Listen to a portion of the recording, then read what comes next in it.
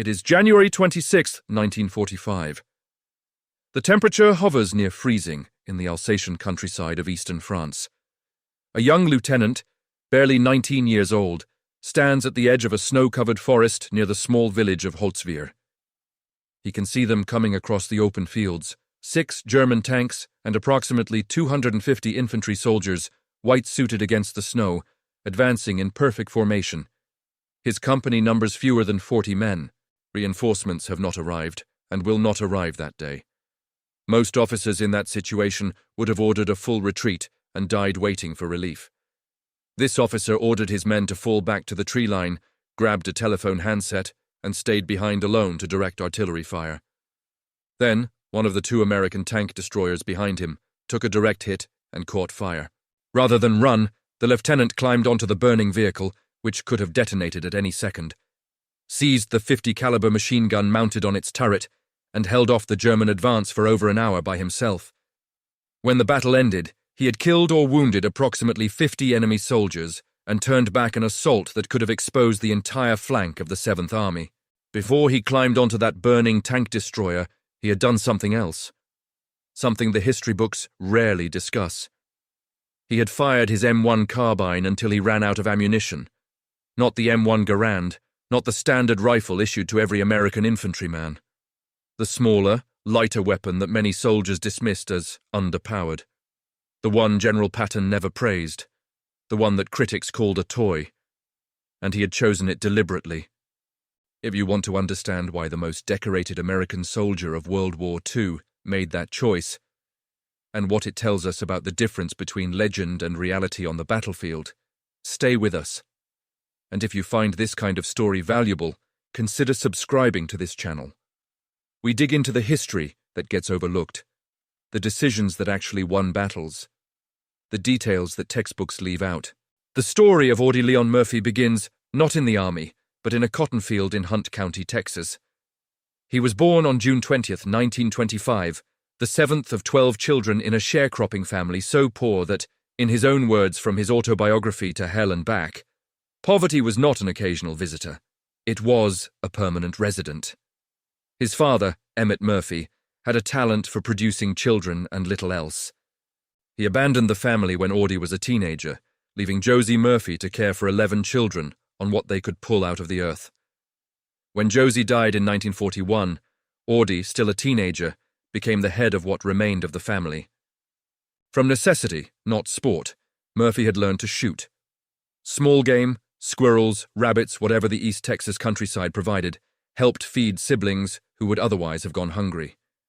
He developed a marksman's eye not at a shooting range, but in the woods, in the low light, at moving targets, under the pressure of knowing that a miss meant someone in his family went to bed hungry that night. He became, quietly, and without any fanfare, an extraordinary shot. He was also, by the Army's standards, physically unimpressive. 5 feet, 5 inches tall. Around 110 to 115 pounds when he enlisted. When he tried to join the Marines, they rejected him. Too small. The Navy said the same. The paratroopers turned him away. It was the Army that finally took him, after his older sister signed an affidavit adding a year to his age. He was assigned to the 15th Infantry Regiment, 3rd Infantry Division, and shipped first to North Africa, then to Sicily, then to Italy, and finally to southern France. What happened over the next 2 years defies reasonable summary. Murphy fought through 9 major campaigns before his 20th birthday. He received the Distinguished Service Cross, 2 Silver Stars, 2 Bronze Stars for Valor, 3 Purple Hearts, the Legion of Merit, and ultimately the Medal of Honor. He was wounded 3 separate times. He survived malaria, gangrene, and combat situations that, by any probability calculation, should have killed him. He was credited with killing, wounding, or capturing 240 enemy soldiers. But here is what the official citations and medal tallies do not tell you: how he survived. What choices he made day after day, in the mud and the cold and the chaos. What weapon he reached for when his life was on the line. The M1 Garand was, without question, one of the finest infantry rifles ever produced. General George Patton called it, famously, the greatest battle implement ever devised, and Patton was not a man given to casual praise.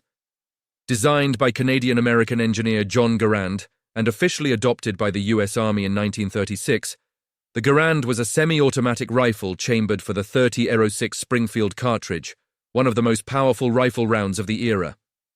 It held 8 rounds in an internal en-bloc clip. It was accurate at distances exceeding 500 yards, in open terrain, in the fields of France, on the hillsides of Italy, in the island-hopping campaigns of the Pacific. It gave American infantrymen a decisive advantage over enemies still carrying bolt-action rifles. It weighed, unloaded, approximately 9.5 pounds. Fully loaded, with the 8-round clip closer to 10.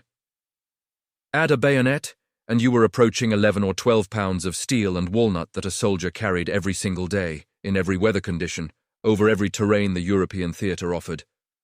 Through the mountains of Sicily, through the marshes near Anzio, through the forests of eastern France, through the deep snow of Alsace in January. For a soldier of average size and strength, the Garand was a manageable burden.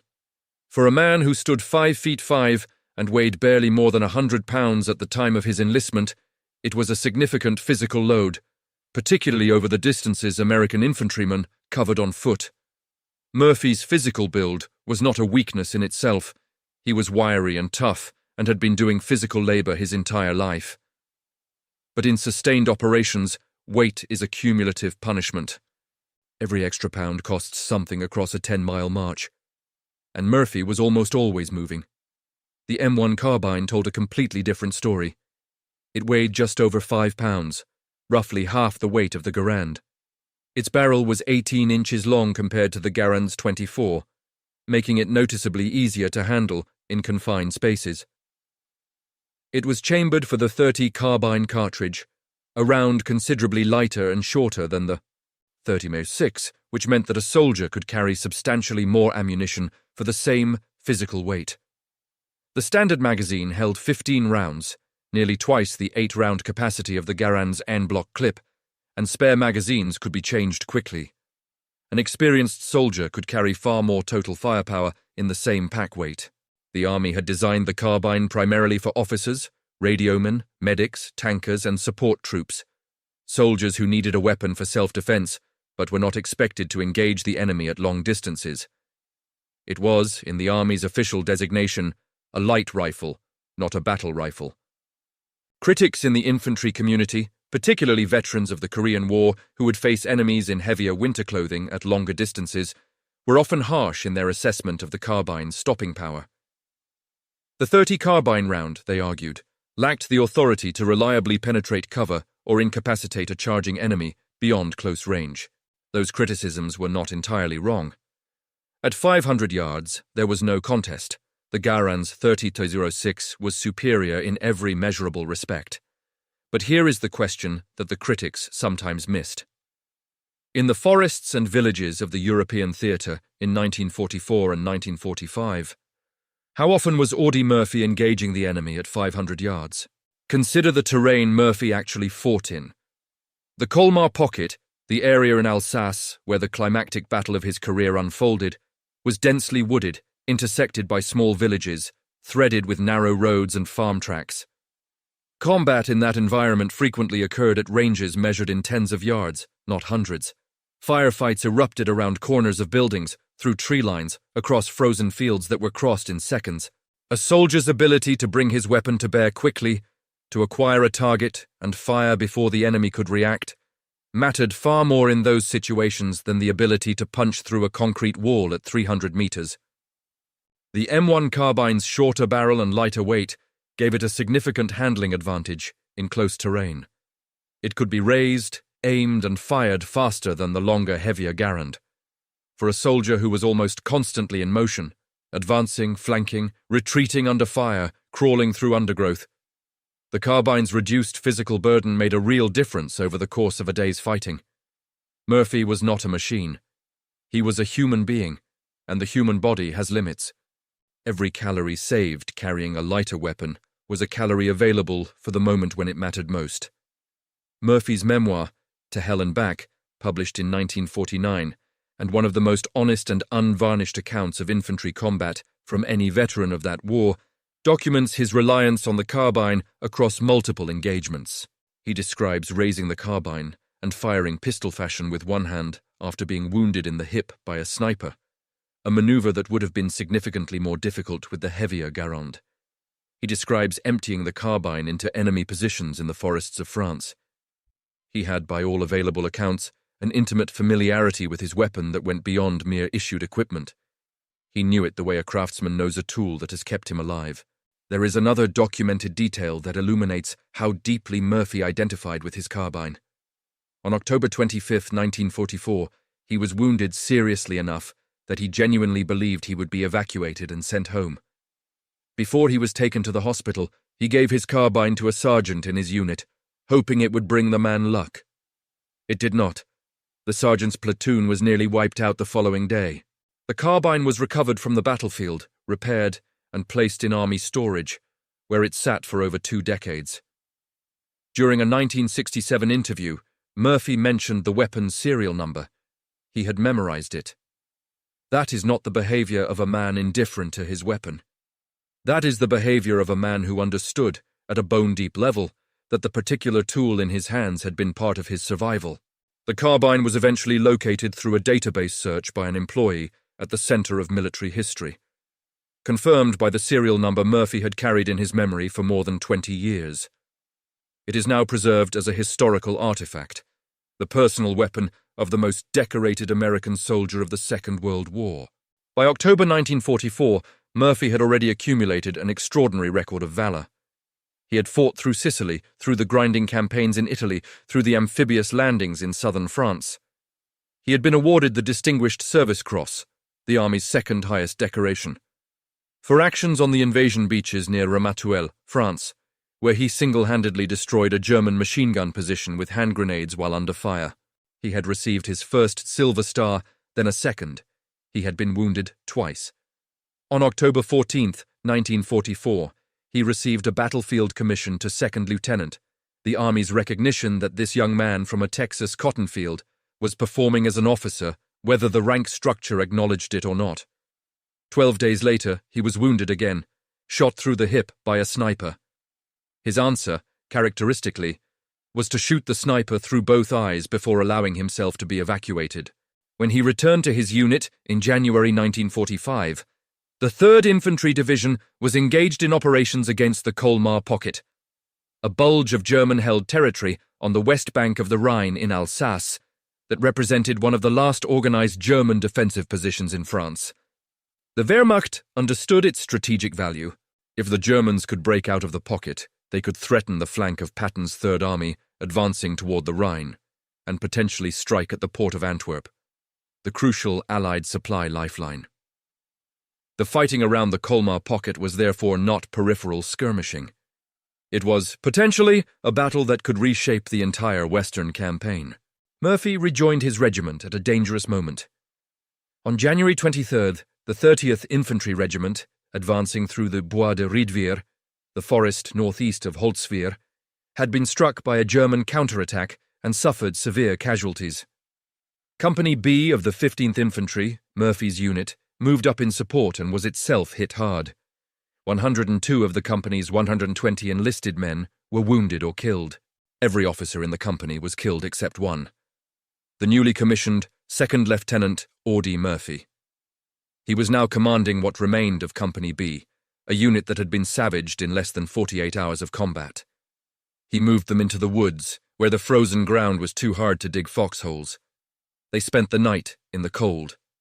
In the morning of January 26th, he was reinforced with 2 tank destroyers from the 601st Tank Destroyer Battalion, and he positioned them along the narrow road that ran through the trees, the most likely avenue of German armoured advance.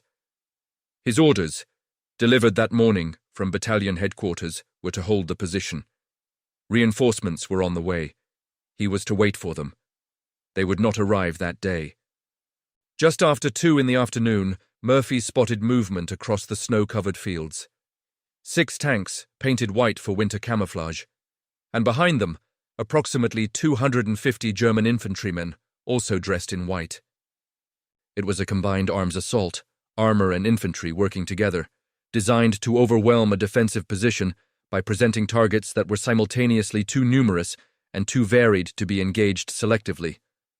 The tanks could suppress infantry. The infantry could protect the tanks against close-range anti-armor weapons. Murphy recognized immediately that his small force, already depleted, could not withstand the assault from its current position. He ordered his men back into the tree line, away from the open fields. He told them to withdraw to a position where the forest could protect them, and he stayed behind. What followed in the next hour has been described by historians, by Murphy himself in To Hell and Back, and by his Medal of Honor citation in language that still seems, even with all the documented evidence, almost impossible to believe. But it happened, and the evidence is unambiguous. Murphy stayed at his forward position, alone in a shallow emplacement at the edge of the forest, while German tanks approached to within yards of him. He called down artillery strikes by telephone, directing fire onto the advancing enemy infantry, while exposed to direct German fire from both the tanks and the foot soldiers behind them. He continued to fire his M1 Carbine at the advancing enemy, and then one of the two tank destroyers behind him was struck by a German shell and set ablaze. The crew abandoned the burning vehicle and retreated into the woods. Murphy, instead of retreating himself, moved toward the tank destroyer. He climbed onto it while it was on fire, while it was loaded with fuel and ammunition that could have detonated at any second, and seized the .50 caliber machine gun mounted on the turret. From that exposed, burning platform, he continued to engage the German force. His Medal of Honor citation describes what happened next in measured official language, but the underlying reality is staggering. For more than an hour, Murphy remained on that burning vehicle, firing the machine gun and continuing to direct artillery by phone as German tanks pulled to within yards of his position and German infantry attempted again and again to overrun him. He was wounded in the leg during the fighting. He continued firing. When the ammunition for the machine gun was finally exhausted, he climbed down from the burning tank destroyer, crossed back to his own men in the tree line, and led a counterattack against the German positions. The German assault, which had been intended to break the American line and create an opening for a larger offensive, had been stopped by one man at the edge of a burning vehicle, fighting with a telephone and a machine gun and whatever he had left. He had killed or wounded approximately 50 German soldiers. The German force withdrew, the woods held. The Medal of Honor citation, read by Lieutenant General Alexander Patch at the award ceremony on June 2, 1945, recorded that Murphy's actions had saved his company from probable encirclement and destruction. It was, in the considered judgment of the United States Army, the most extraordinary individual act of valor in the European theater. When asked, years later, what had driven him to climb onto that burning vehicle and fight alone against an entire company of German soldiers, Murphy's answer was characteristically direct. He said they were killing his friends. There is a tendency, in the way we tell stories about exceptional soldiers, to focus on the moments of individual heroism. The dramatic stands, the impossible odds, the decorations, and the citations. Those moments matter. But they happen inside a larger context of choices, habits, and accumulated experience. Murphy's stand at Holtzwihr did not emerge from nothing. It emerged from 2.5 years of combat, across 9 campaigns, in which he had developed a set of skills and instincts and preferences that were, by January 1945, second nature. His preference for the M1 Carbine was part of that context. The carbine was not the Army's standard infantry rifle.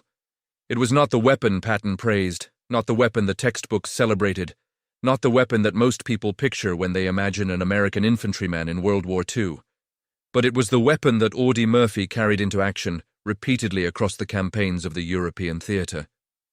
It was lighter, faster to handle, and better suited to the close-range, fast-moving engagements that characterized infantry combat in the forests and villages of France.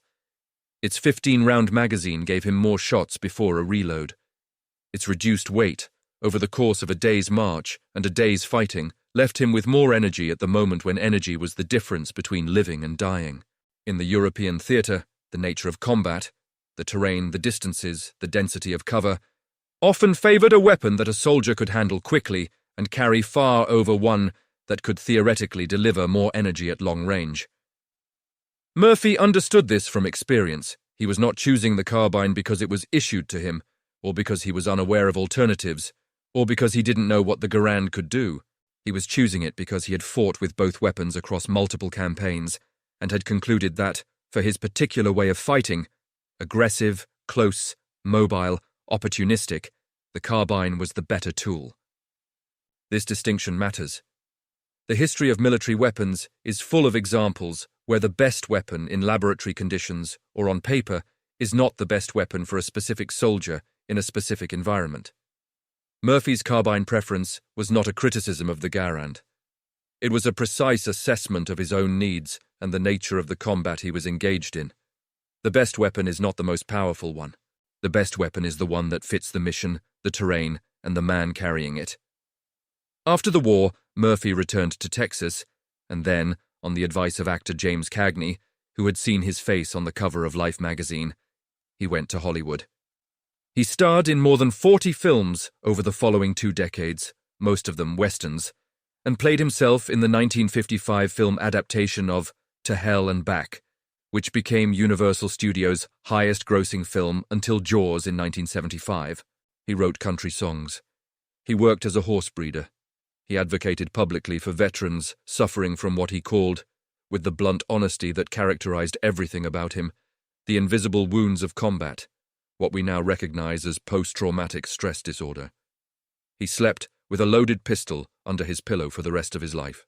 He died on May 28, 1971, in a plane crash near Roanoke, Virginia. He was 45 years old. He was buried with full military honors at Arlington National Cemetery, where his grave remains one of the most visited in the cemetery, visited not by history scholars, but by ordinary Americans who recognize something in his story that goes beyond medals and citations. Murphy received, before his 20th birthday, every military decoration for valor that the United States could bestow, as well as decorations from France and Belgium. The French awarded him the Legion of Honor, the Croix de Guerre twice, and the Liberation Medal. The Belgian government awarded him the Croix de Guerre with palm. He was, and remains, the most decorated American combat soldier of the Second World War.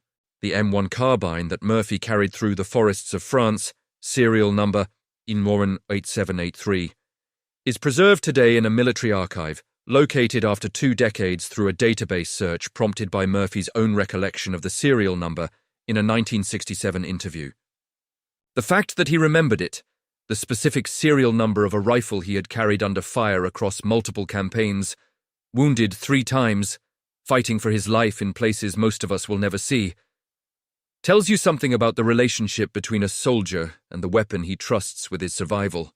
The debate about the M1 Carbine and the M1 Garand has continued for decades among veterans, historians, and collectors.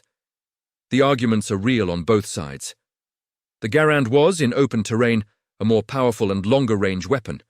The carbine was lighter, more manageable, and better suited to close-quarters engagements in covered terrain. Neither weapon was universally superior.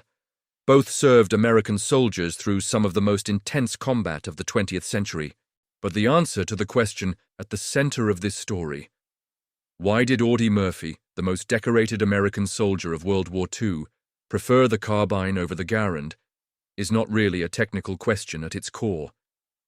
It is a question about judgment, about the difference between what works in theory and what works when you are alone at the edge of a burning vehicle in January snow, with German tanks 30 yards away and 50 men counting on you to hold the line. Murphy knew what worked for him. He had figured it out the hard way, across 9 campaigns, 3 wounds, and more combat experience than most soldiers accumulate in a career. He had concluded, in the only laboratory that matters for a weapon choice, the battlefield itself, that the lighter, faster, higher-capacity carbine fit his way of fighting better than the heavier, more powerful Garand. And then, on January 26, 1945, near a small village in eastern France, he climbed onto a burning tank destroyer and proved it. Some men earn their medals in one extraordinary moment. Audie Murphy earned his across 2.5 years, one firefight at a time, with a weapon in his hands that most of the army didn't think belonged at the front. He knew something they didn't. And history, as it so often does, belonged to the man who had actually been there. If this story opened something for you, If it made you think differently about the weapons decisions of World War II, about the gap between official doctrine and battlefield reality, about what it actually meant to survive as an infantryman in the forests of France in 1945, we'd be grateful if you'd subscribe to this channel. There's more of this kind of history here, and there will be more coming. Hit the notification bell so you don't miss it, and if you know someone who would appreciate this kind of story, share it with them.